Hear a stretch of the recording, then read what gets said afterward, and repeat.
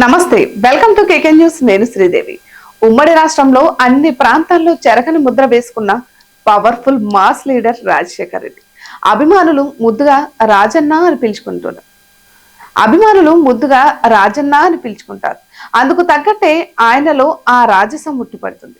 ఆయన చిరునవ్వులో ఆప్యాయత, ఆత్మీయత స్పష్టంగా కనిపిస్తుంది.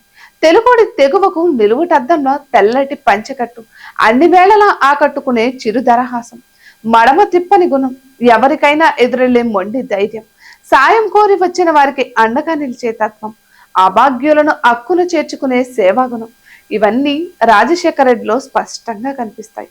ఆయన పాలనను గుర్తు చేసుకుంటే ఎన్నో జ్ఞాపకాలు గుర్తుకొస్తాయి. పాదయాత్రతో ప్రజల్లోకి వెళ్లి అదే జనంలో నుంచి వచ్చిన mass leader YS Rajasekhara Reddy.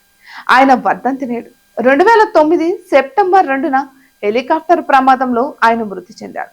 ఆయన భౌతికంగా దూరమై 15 సంవత్సరాలు గడుస్తున్న తెలుగు ప్రజలు మాత్రం ఆయన సేవలను గుండెల్లో పెట్టుకున్నారు, గుడి కట్టుకుని పూజిస్తున్నారు.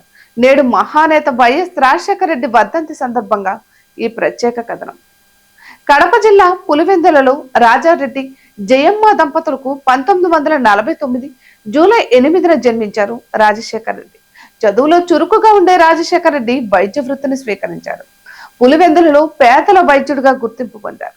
తర్వాత తండ్రి వారసత్వం రాజకీయాల్లోకి వచ్చారు. కాంగ్రెస్ పార్టీలో క్రియాశీలకంగా వ్యవహరించారు.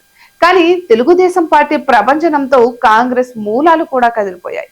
అటువంటి సమయంలో నేనున్నాను అంటూ ముందుకు వచ్చారు రాజశేఖర రెడ్డి. 2003లో ఉమ్మడి ఆంధ్రప్రదేశ్ లో సుదీర్ఘకాలం పాదయాత్ర చేశారు. నేరుగా ప్రజలను కలుసుకుని వారి సమస్యలను అడిగి తెలుసుకునే ప్రయత్నం చేశారు. ఆ పాదయాత్ర ఫలితమే కాంగ్రెస్ పార్టీకి పట్టం కట్టారు. 2004 మే 14న ఉమ్మడి ఆంధ్రప్రదేశ్ రాష్ట్రానికి 14వ ముఖ్యమంత్రిగా రాజశేఖర రెడ్డి ప్రమాణ స్వీకారం చేశారు. 2009లో వైఎస్ రాజశేఖర రెడ్డి రెండోసారి సీఎం అయ్యారు. దీంతో ప్రజలు తమ ఆకాంక్షలు తీరుతాయని భావించారు. కానీ 2009 సెప్టెంబర్ 2న రాజశేఖర రెడ్డి అకాల మరణం చెందారు. చిత్తూరు జిల్లాలో రచ్చబండ కోసమని బేగంపేట విమానాశ్రయం నుంచి ప్రత్యేక హెలికాప్టర్లో బయలుదేరారు. కానీ పావురాలగుట్ట వద్ద హెలికాప్టర్ ప్రమాదానికి గురైంది. రాజశేఖర రెడ్డితో పాటు 6గురు దుర్మరణం పాలయ్యారు. 6 సీటర్ కెపాసిటీ కలిగిన బెల్ చాప్టర్ లో బేగంపేట ఎయిర్పోర్ట్ నుంచి బయలుదేరిన హెలికాప్టర్ గంట వ్యవధిలోని నల్లమల అడవి ప్రాంతంలో ఉండగా కూలిపోయింది. రాజశేఖర రెడ్డి భౌతికంగా దూరమై ఈ రోజుకు 15 సంవత్సరాలు అవుతుంది. అయినా తెలుగు ప్రజలు ఆయనను స్మరించుకుంటూనే ఉన్నారు. ఇటువంటి మరెన్నో వీడియోస్ కోసం కేకే న్యూస్ తెలుగు ఛానల్ ని సబ్స్క్రైబ్ చేసుకోండి.